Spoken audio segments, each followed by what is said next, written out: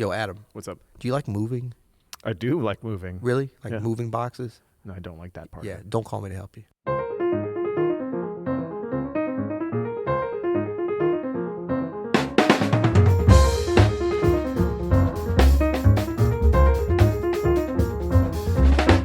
I'm Adam Maness, And I'm Peter Martin. and you're listening to the You'll Hear It podcast. Daily jazz advice and maybe a little life advice thrown in sometimes. Coming to you live from not New York, Paris, LA, or Tokyo. Yeah.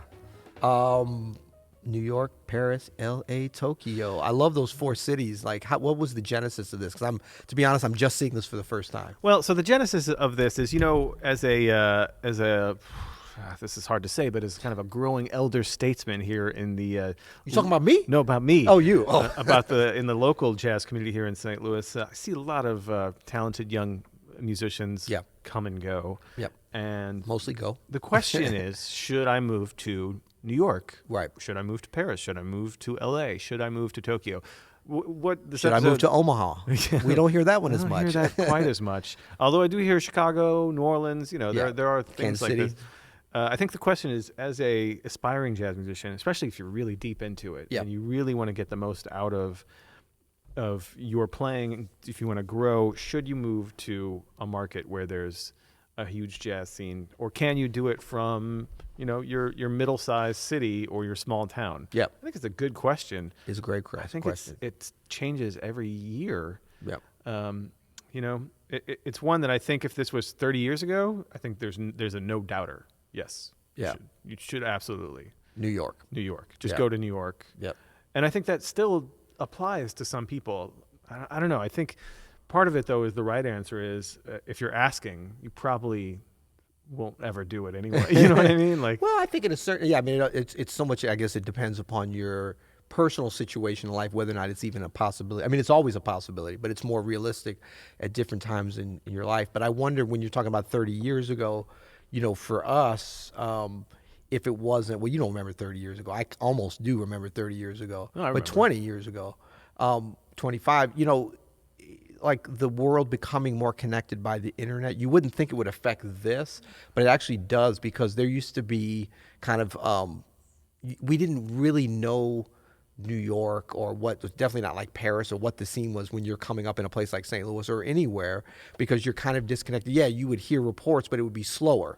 Not as slow as like when the steamships were bringing the reports, but it was more rumors. And, man, I heard they have this and this. Now it's like everything can be verified. And you can watch Smalls is streaming every night. You know what I'm Exactly. saying? It's like that used to be just like a mythical place where, Exactly. and now the mystery is a little bit uncovered. Yeah, and it doesn't mean that it's just like, oh, I don't have to go to New York because I can watch small streaming on live.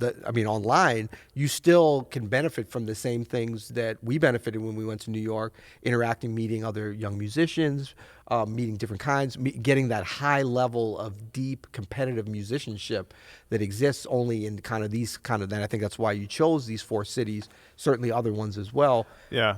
But kind of trial by fire kind of thing. So with the internet, we can see that and understand it more, but you still got to go if you want to. I mean, you don't have to, but if you want to have that experience of like, I want to see if I can swim with the big dogs. Whenever Do dogs swim? I don't know. They do. Whenever anybody actually asks me about this, I almost always say yes, go. Especially if they're 20 years old and aren't married with children and are living in their parents' basement. I'm like, Yeah. yes, you should absolutely go. Oh God, if you're living in your parents' basement, just get out. Just get Man, out. Go anywhere. No, but I went to New York when I was 20, and I know you went at a very young age. And like, there's nothing more eye-opening for your playing or your personality. Yeah. You know? Hey, I went when I was 16, Yeah, and man. right before I even turned 17, I was mugged on the streets of New York. Nothing more eye-opening than that, But this is what I'm saying, though, man, is like, if you stay in your parents' basement till you're 30, like, what do you got to play about anyway? No offense to Exactly. people that live in their parents' basement till they're Big shout 30. out to everyone in their base. Andrew, are you? No, you're out of your parents' basement, right? All right, good. I just think that, first of all, travel does broaden the mind. But Yeah. living in a different city, living in a hectic city, living in a populous city, living in a cutthroat place, Yeah. living in a place with a bunch of great artists that are Yeah. around you all the time, it's inspiring. It changes And that's you. the key. Being around the artists, it really does. And people think like, oh, New York, you're gonna get. It's like in the Stevie Wonder song, he gets off the bus and skyscrapers and everything. Like, yeah, that's all exciting. That's got nothing. You're not gonna develop just from like having your feet in Manhattan. But you go to Smalls, you go to Mesro, you go to the Village Vanguard, you listen, you say, man, can I get a jam? Can I try to get a gig? You start to see what the level of the players, you get inspired by that. You get caught up in like, New York is a great place for the arts and other things too, but we kind of know the artistic scene for there being a very high standard. Yeah. Because it is competitive. I mean, I don't know the cause and effect. Whatever that is more complicated than I can understand. But because of that competitive thing, it demands a certain level, and so people that kind of stay there and survive there are at a high level and want to maintain those high standards, and so you can be influenced by them. Just like anything, when you're going to be influenced by your surroundings, and that's a very great thing to have, especially when you're young, because then it can get ingrained in you. Then you can go back to another place so true. and bring that mentality with you.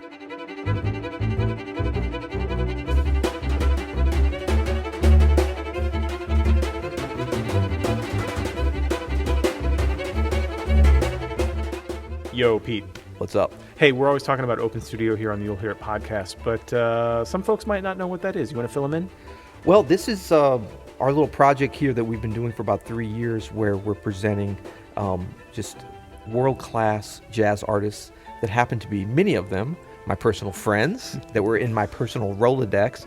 And I called them and said, hey, how would you feel about sharing some of the wealth of your knowledge with some folks that really want to, learn from you? And we're going to structure them as video lessons and put them together in a beautiful platform where folks can see exactly what you're playing, hear exactly what you're saying and what you're singing. We have, notation and structure to what you're doing, and we're having such a good time with it, such a great response. We've met so many great, wonderful students from around the world. 104 countries, in fact, we have students in now. It seems like a lot of countries. I couldn't name 104 countries. I don't think I could name 14 countries at this point. Yeah, we are trying to be anyway, the Center for Online Jazz Education. So if you want to learn more about Open Studio, go to openstudionetwork.com.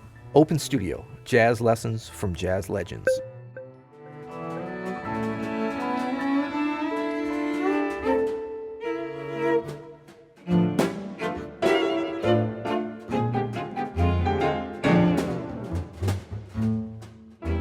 I think there's another thing that these cities bring when you're around all these other great players, just as you're saying, is it's a true measure of where you are. We talk about this all the time about being honest, being kind to yourself, but being honest about where you are. So if you're truly wanting to be a serious jazz musician, a serious musician of any kind, right, it's good to see you against world-class musicians, because that actually gives you a little bit of insight and hope into getting there one day and to seeing how they do it. Yeah. If you stay in your small town or your medium-sized city, I see these guys, man, who think they have it together, and they don't. And you would think, because of the internet, because of the small streaming live, because of the accessibility to other scenes virtually, that people would have a better understanding, but they don't, especially young people, just because of the nature of like their experience.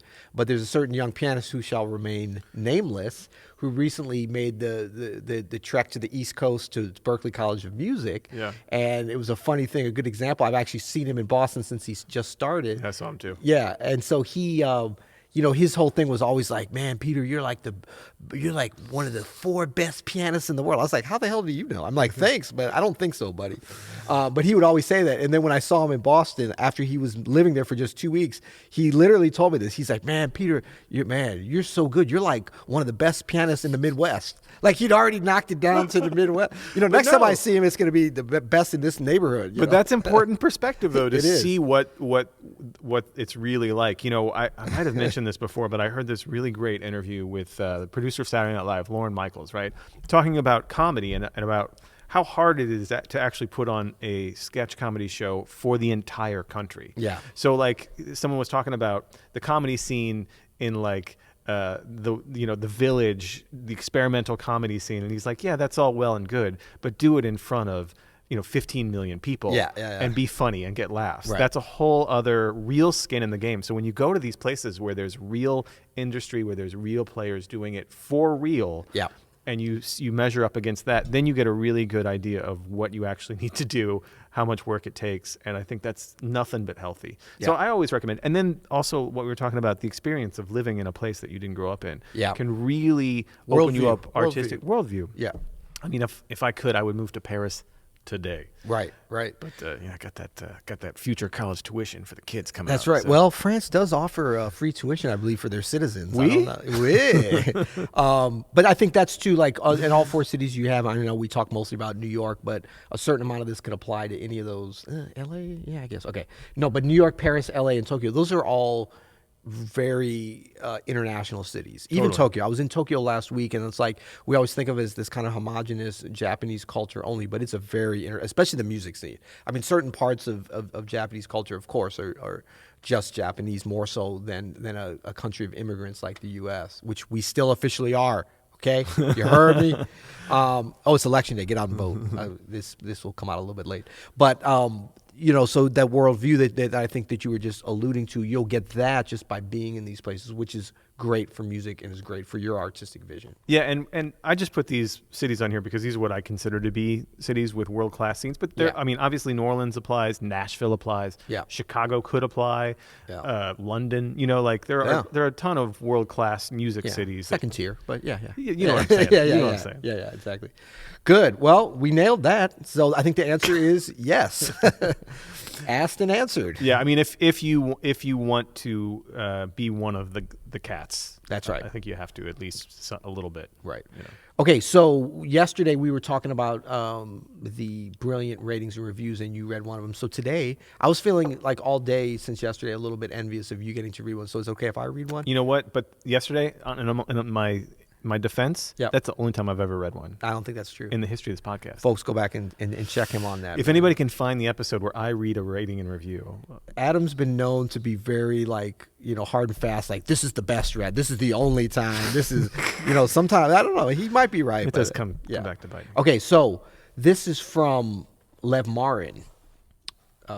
We get some weird names. I think there's the... Who's this for? From Lev Marin. Levmarin. I never know if that's like Lev Marin, because I think Apple Podcasts, when you leave a review, forces you into like a user, like a one word and one name situation. But anyway, so this is 5 stars. Yep. And the title of it is "You Guys Are Awesome." And Love it. I will note that "awesome" is all caps, and there are 4 exclamation points at the end. My name is... he's telling us. There we go. My name is Levant. I talked to Levon on the phone the other day. Oh, really? Yeah. Oh, cool. Yeah, he's an Open Studio member. Nice. My name is Levon. I'm a pianist in D.C. area, originally from Armenia. Big shout out to Armenia. I've been listening every day for months and still can't get enough. You guys are very important to this art form. I hope that by doing this podcast, you're inspiring a whole new generation of artists that will carry the torch forward.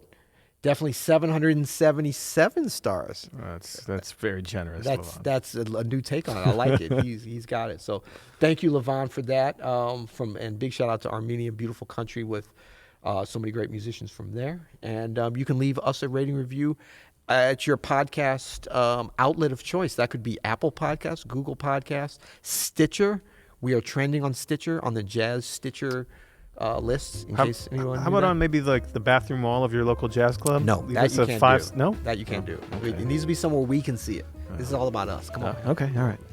That's CD. Put it on the bathroom wall. Come on. And then we have T-shirts. Are you still jelly of me with my T-shirt? Yeah, I am a little bit. It's nice. You don't have one yet. I don't, and gray is my color. Well, I know what Adam's getting for Christmas from the Martin household. Just saying. And what else we got? I think that's it. Until next time. You'll hear it.